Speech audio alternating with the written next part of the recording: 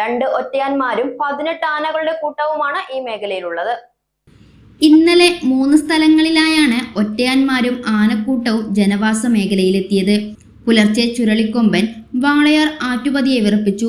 വ്യാപകമായി കൃഷി നശിപ്പിച്ചു. വീടുകൾക്കിടയിലൂടെ നടന്ന് മതിലും ഗേറ്റുകളും തകർത്തു. 10 ഏക്കർ നെൽപ്പാടം ചവിട്ടി നശിപ്പിച്ചു. ആനയ്ക്ക് മുന്നിൽ കുടുങ്ങിയ പലരും തലനാരിഴയ്ക്കാണ് രക്ഷപ്പെട്ടത്. ജോലിക്ക് പോകാനാകാതെ പലരും പ്രതിസന്ധിയിലായി.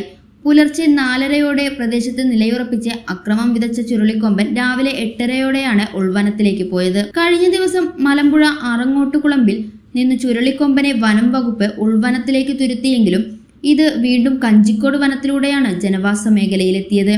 ചുള്ളിമട ഭാഗത്ത് PT-14 ഒറ്റയാനാണ് നാശം വിതച്ചത്. വ്യാപകമായി കൃഷി നശിപ്പിച്ചു. കഴിഞ്ഞ ദിവസം PT-14 വട്ടപ്പാറ ദേശീയപാതയിലെത്തിയിരുന്നു. ഇവിടെ നിന്നും തുരത്തിയതോടെയാണ് ചുള്ളിമടയിലെത്തിയത്.